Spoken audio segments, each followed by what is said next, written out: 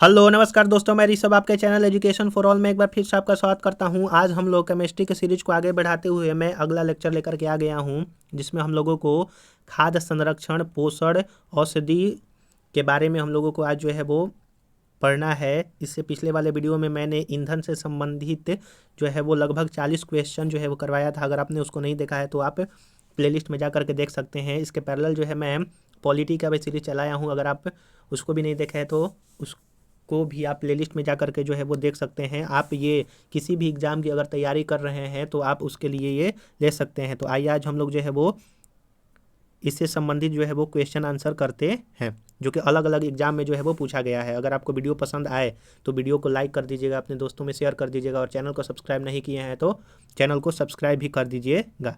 तो चलिए, आज का पहला क्वेश्चन है कि निम्न पदार्थों में से कौन सा पदार्थ खाने की वस्तुओं के परीक्षण में प्रयोग होता है। तो इसमें सोडियम बेंजोएट, जो सोडियम बेंजोएट है वो खाने की वस्तुओं के परीक्षण में जो है वो प्रयोग होता है। सोडियम बेंजोएट का रासायनिक सूत्र NaC7H5O2 होता है। इसका व्यापक रूप से खाद्य परीक्षण में प्रयोग होता है। यह बेंजोइक अम्ल का सोडियम जो है वो लवण है, यानी कि सोडियम साल्ट है। किसका? तो बेंजोइक अम्ल का। आप ये याद रखिएगा।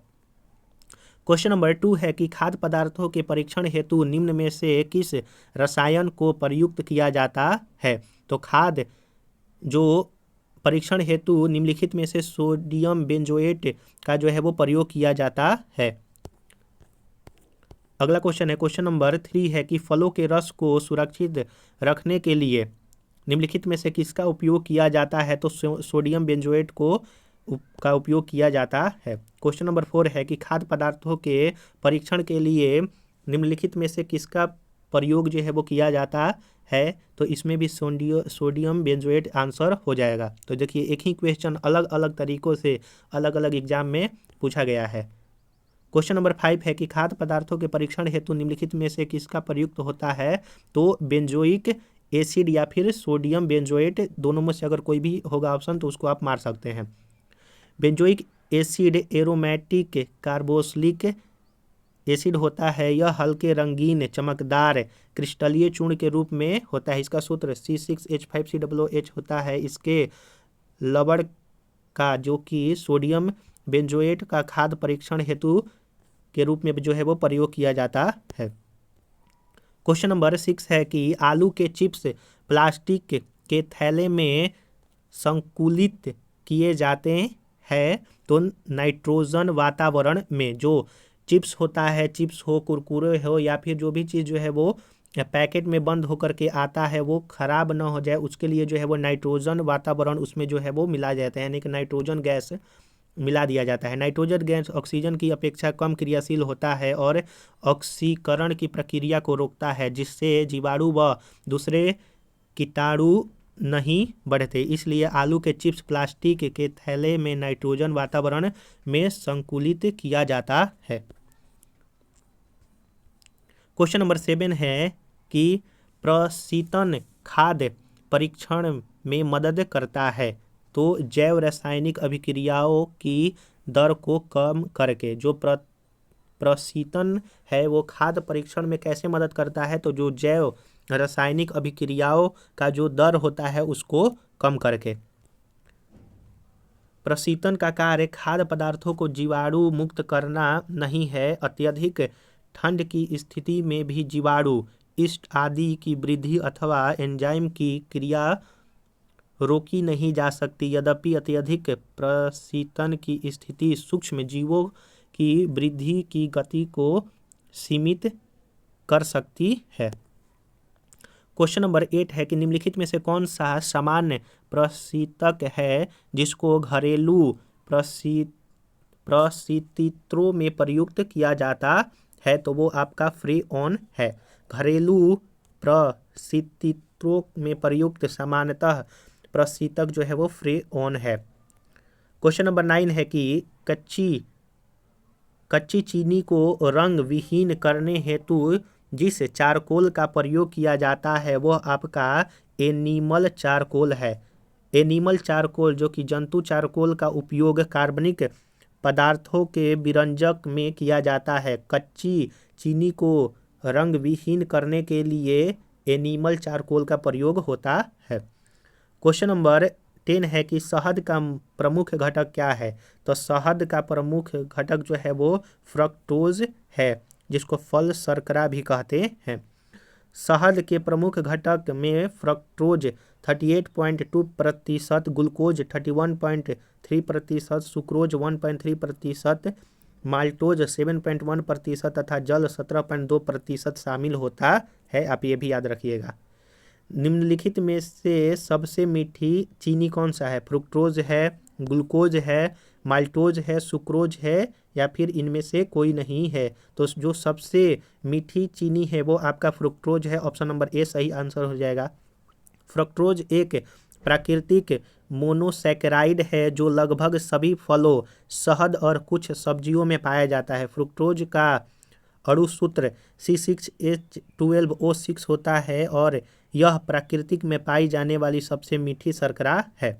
अगर आपको ये वीडियो पसंद आ रहा होगा तो वीडियो को लाइक कीजिए, अपने दोस्तों में शेयर कीजिएगा, और अभी तक आपने चैनल को सब्सक्राइब नहीं किया है तो चैनल को सब्सक्राइब भी कर दिया कीजिएगा। इसके पैरेलल में केमिस्ट्री का भी सीरीज स्टार्ट किया हूँ, तो अगर आप किसी भी एग्जाम की तैयारी करना चाहते हैं तो वो आप उसको ले सकते हैं। क्वेश्चन नंबर 12 है कि बाजार में बिकने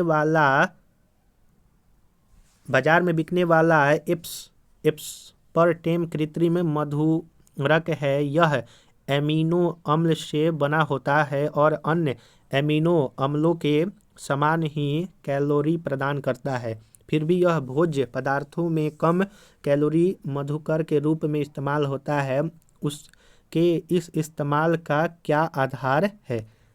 तो उसका जो है वो क्या आधार है? तो ऑप्शन नंबर इसका जो है वो डी सही हो जाएगा कि एस्पर्टेम सामान्य चीनी से कई गुना अधिक मीठा होता है, अतः थोड़े से एस्पर्टेम में बने भोज्य पदार्थ ऑक्सीकृत होने पर कम कैलोरी जो है वो प्रदान करता है। लगभग जो है 20 गुना जो है वो अधिक मीठा होता है अगर हम जो है वो आपके अलग चीनियों की तुलना करें तो। निम्नलिखित कथनों और कारण पर जो है वो विचार करना है। सुक्रोज की अपेक्षा प्रतीप शर्करा अधिक मधुर होती है। कारण है कि प्रतीप शर्करा को सुक्रोज के जल अपघटन से प्राप्त किया जाता है। तो निम्नलिखित में से जो है वो कौन सा सही है? तो कूट बी, ए और आर दोनों सही है, परंतु आर ए की सही स्पष्टीकरण नहीं कर रहा है। सुक्रोज के जल अपघटन से प्रतीप शर्करा इन्वर्ट शुगर प्राप्त किया जाता है जो सुक्रोज की अपेक्षा अधिक मधुर होती है। प्रतीप शर्करा ग्लूकोज एवं फ्रुक्टोज का मिश्रण होता है तथा इसकी अधिक मधुरता का कारण सुक्रोज का जल अपघटन नहीं बल्कि फ्रुक्टोज द्वारा प्रदत्त मिठास की उच्च मात्रा है। आप ये भी याद रखिएगा। क्वेश्चन नंबर 14 है कि निम्नलिखित में से किसमें ट्राइक्लोशन के विद्यमान होने की सर्वाधिक संभावना है जिसके लंबे समय तक उच्च स्तर के प्रभाव में रहने को हानिकारक माना जाता है? तो प्रसाधन सामग्री। ट्राइक्लोशन सामान्यतः प्रयुक्त होने वाला सूक्ष्म जीवरोधी यौगिक है जो टूथपेस्ट हो गया, आपका डिटर्जेंट हो गया, साबुन इत्यादि में पाया जाता है। तो क्या पाया जाता है? तो ट्राइक्लोशन। वर्ष 2017 में USFDA यानी कि US food and drug administration की घोषणा के अनुसार ट्राइक्लोशन एंटीसेप्टिक उत्पादों हेतु सुरक्षित एवं प्रभावी नहीं है। क्वेश्चन नंबर 15 है कि एस्पिरिन कहाँ से मिलती है? तो एस्पिरिन जो है वो आपका एक पेड़ से मिलती है। एस्पिरिन पेड़ के लैटेक्स से प्राप्त होता है जो एंटीपायरेटिक के रूप में ज्वार होने पर दी जाती है। यह वेदना निवारक का भी कार्य करता है। एस्पिरिन को एसिटिल सैलिसिलिक एसिड के नाम से भी जाना जाता है। एस्पिरिन है तो एस्पिरिन जो है वो आपका एंटीपायरेटिक है। सामान्यतः एक एंटीबायोटिक है। क्वेश्चन नंबर 17 है कि निम्नलिखित यौगिक में कौन सा एक शांतिकारक औषधि के रूप में प्रयुक्त होता है।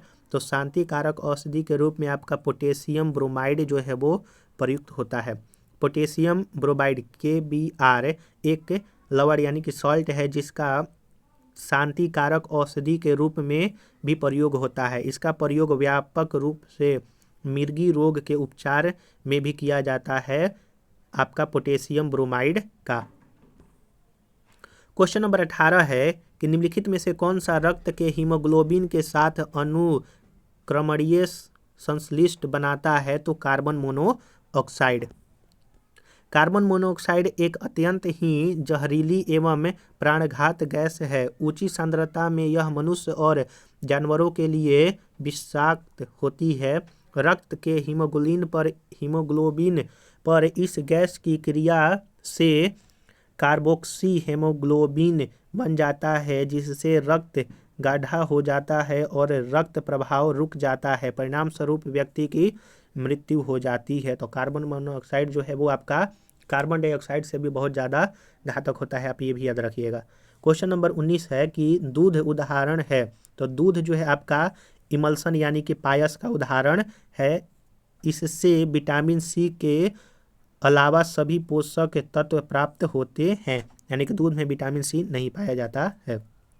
क्वेश्चन नंबर 20 है कि इसमें से कौन कोलाइड नहीं है। तो इसमें आपका शहद जो है वो कोलाइड नहीं है। कोलाइड एक विषमांगी विलयन होता है। ये विलयन टिंडल प्रभाव तथा ब्राउनियन गति दर्शाता है। शहद टिंडल प्रभाव नहीं दर्शाता है, अतः यह कोलाइडल नहीं है। अगर आपको वीडियो पसंद आ रहा होगा तो वीडियो को जरूर से जरूर लाइक कीजिए, अपने दोस्तों में शेयर कीजिए।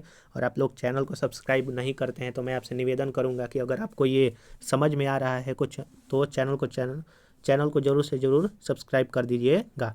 क्वेश्चन नंबर 21 है कि दूध को निम्न विधि से एक रूप यानी कि होमोजीनाइज किया जाता है। तो इसके वसा कणों को आपका सेंट्रीफ्यूज की सहायता से सूक्ष्म आकार में बदला जाता है। एक रूपण प्रक्रिया द्वारा दूध की क्रीम में उपस्थित वसा कणों को सूक्ष्म आकार में परिवर्तित किया जाता है। इससे वह दूध में समान रूप से वितरण रह सके। इस प्रक्रिया के द्वारा दूध की क्रीम इकट्ठी होकर के ऊपर सतह पर नहीं आती है और दूध का गाढ़ापन और प्राकृतिक एक रूप हो जाती है। क्वेश्चन नंबर 22 है कि खुले में कुछ देर रखा दूध खट्टा हो जाता है। तो लैक्टिक एसिड के कारण।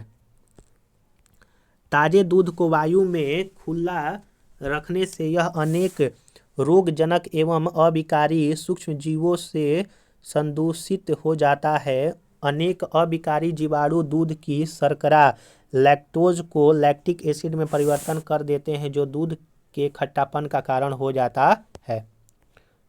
क्वेश्चन नंबर 23 है कि खट्टे दूध के उत्पादों में कौन सा अम्ल पाया जाता है। तो आपका लैक्टिक एसिड पाया जाता है खट्टे दूध में।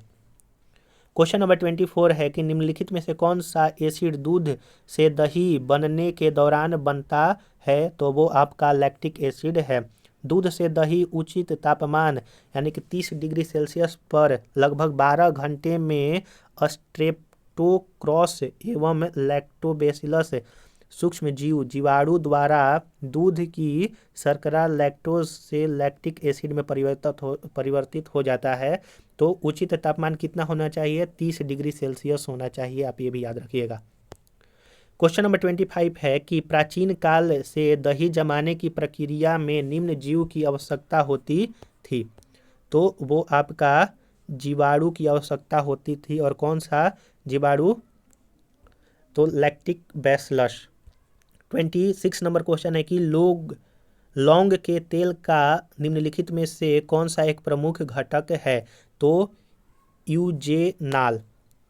लौंग का तेल जिसको क्लोव्स ऑयल कहते हैं, प्रमुख घटक जो है वो यूजेनॉल है। यह एक प्राकृतिक दर्द निवारक तथा एंटीसेप्टिक है। इसका उपयोग दांतों के दर्द को दूर करने में बखूबी रूप से किया जाता है। लौंग के तेल का उपयोग सौंदर्य प्रसाधन, साबुन तथा टूथपेस्ट निर्माण में भी किया जाता है।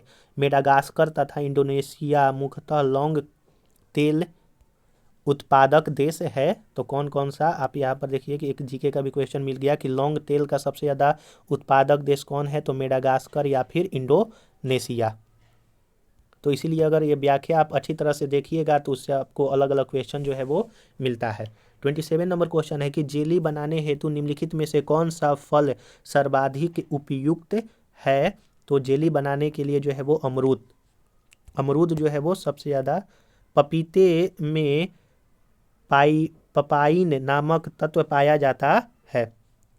पपीता में जो है वो आपका, माफ़ कीजिएगा, देखिए पपीता में जो है वो पपाइन नामक तत्व पाया जाता है जो आपका जेलेटिन को सेट नहीं होने देता है, अतः यह जेली बनाने हेतु श्रेष्ठ फल नहीं है।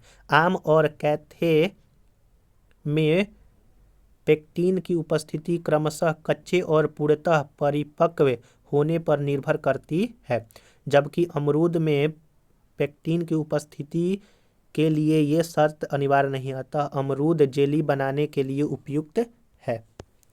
क्वेश्चन नंबर 28 है कि कार्बनिक खाद हमारे लिए बेहतर माने जाते हैं क्योंकि वो बिना कृत्रिम खादों एवं कीटनाशकों के उपयोग किए उगाए जाते हैं, इसलिए कार्बनिक जो है वो हमारे खाद के लिए बेहतरीन माने जाते हैं। अगला क्वेश्चन है, क्वेश्चन नंबर 29 है कि ACE2 पद का उल्लेख किस संदर्भ में किया जाता है। तो विषाणु जनित रोग का प्रसार में ACE2 प्रयोग होता है। ACE2 का पूर्ण रूप जो होता है वो एंजियोस्टिन कन्वर्टिंग एंजाइम 2। यह कोविड-19 हेतु उत्तरदायी विषाणु सार्स कोविड-19 हेतु प्रवेश ग्राही यानी कि इंट्री रिसेप्टर का काम करता है। वास्तव में ACE2 विभिन्न कोशिका प्रकारों की सतह पर पाया जाने वाला एक एंजाइम है। तो ACE2 क्या है, एक तरह से यह एक एंजाइम है जो कि विषाणु जनित रोगों का प्रसार करता है। क्वेश्चन नंबर 30 है कि वोल्गग्राड 1 और वोल्गग्राड 2 प्रौद्योगिकियों का उल्लेख किसके संदर्भ में किया जाता है। तो आनुवांशिक रूप से रूपांतरित फसली पादपों का विकास के लिए किया जाता है। देखिए वोल्गग्राड 1 बीटी काउंट यानी कि एकल जीन प्रौद्योगिकी भारत की प्रथम फसल जैव प्रौद्योगिकी है जिसे वर्ष 2002 में भारत में व्यावसायीकरण हेतु अनुमोदित किया गया था। वोल्गग्राड 2 दोहरी जीन प्रौद्योगिकी डबल जीन टेक्नोलॉजी है जिसे वर्ष 2006 में अनुमोदित किया गया। ये दोनों प्रौद्योगिकियां आनुवांशिक रूप से रूपांतरित फसलों के विकास से संबंधित है। ये दोनों प्रौद्योगिकियां वॉलवर्म के नियंत्रण की एक पर्यावरणीय अनुकूल विधि है। तो यहाँ पर हम लोगों ने औषधियों से संबंधित 30 क्वेश्चन कर लिए। अगला जो हम लोगों का जो लेसन होगा वो आपका अपमार्जक से संबंधित होगा। तो अगर आपको ये वीडियो अच्छा लगा होगा तो वीडियो को लाइक कर दीजिएगा, अपने दोस्तों में शेयर कर दीजिएगा, और अगर आपने इसमें से एक भी क्वेश्चन सीखा हो तो उसके लिए आप लोग चैनल को ज़रूर से ज़रूर सब्सक्राइब कर दीजिए। इसके पिछले वाला वीडियो अगर आप देखना चाहते हैं तो मैं उसका डिस्क्रिप्शन में प्लेलिस्ट का लिंक दे दूँगा, आप जो है जा करके देख सकते हैं, या फिर आप चैनल पर विजिट करके प्लेलिस्ट में जाएंगे तो वहाँ पर हिस्ट्री, ज्योग्राफी और फिर उसके बाद केमिस्ट्री, पॉलिटी सभी चीज़ का जो है वो प्लेलिस्ट बना हुआ है, आप जो है जा करके देख सकते हैं। चलिए हम लोग जो है अब अगले वीडियो में मिलेंगे, तब तक के लिए नमस्कार।